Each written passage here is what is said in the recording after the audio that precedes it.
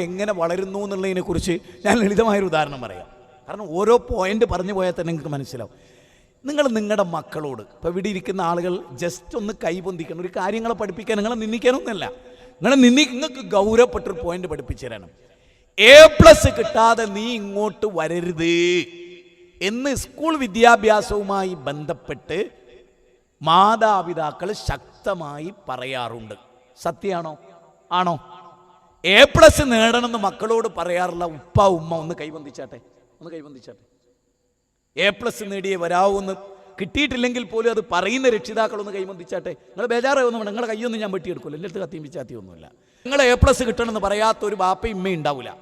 എന്നാൽ ഞാൻ നിങ്ങളോട് കാര്യം ചോദിക്കട്ടെ, മദ്രസയിൽ A+ കിട്ടണം എന്ന് പറഞ്ഞാൽ ഒരാൾ കൈയൊന്നിച്ചാൽ, ഒറ്റാൾ മദ്രസയിൽ A+ കിട്ടണം എന്ന് പറഞ്ഞാൽ ഒരു ബാപ്പയും ഉമ്മയും സ്റ്റേജിലും സദസ്സിലും നിങ്ങളൊന്ന് കൈയൊന്നിക്കും. എന്താ ഇർഫാനി? ഉണ്ടാവില്ല. എന്തല്ലാത്ത ഈ നല്ല മതത്തിന്റെ നടുക്കണ്ടം ആ മുജാഹിദുകളാണ്, എല്ലാണ്. പക്ഷെ മദ്രസയിൽ ഫുൾ മാർക്ക് കിട്ടണേ എന്ന് പറഞ്ഞ് എത്ര ആളുണ്ട് എന്ന് ചിന്തിക്ക്. അവിടുന്ന് തുടങ്ങിക്കോ.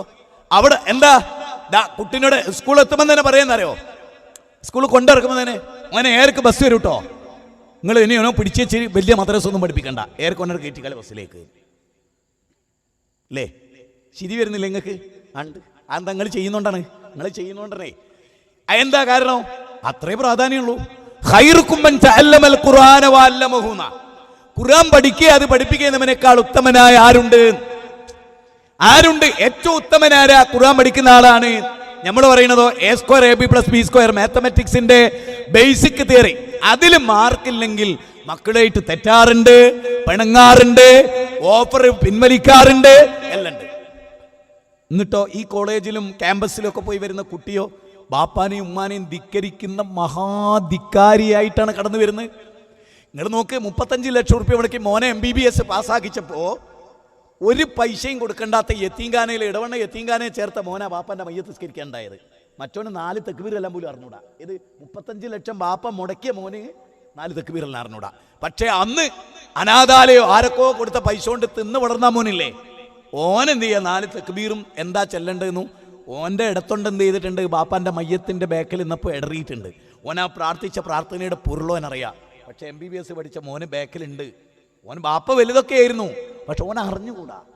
നമ്മൾ 35 ലക്ഷം കൊടുത്ത് മുടക്കിയപ്പോൾ നമുക്ക് വേണ്ടി ദ്വാ ചെയ്യുന്ന 4 തക്ബീർ എല്ലാം പോലുള്ള വിജ്ഞാനം ഇല്ലാത്തവനാണ് നമ്മൾ 35 ലക്ഷം കൊടുത്ത്. പക്ഷെ നമ്മളെ മോനുണ്ടല്ലോ, 4ാമത്തെ ഓൻ SLC അധികം മാർക്കൊന്നും കിട്ടിയില്ല, അതുകൊണ്ട് ഓനുള്ള സ്ഥാനമാണ് അറബി കോളേജ്. അങ്ങനെയായിരുന്നു. മാഷാ അല്ലാഹ്. അപ്പം അറബി കോളേജിന് മാറ്റം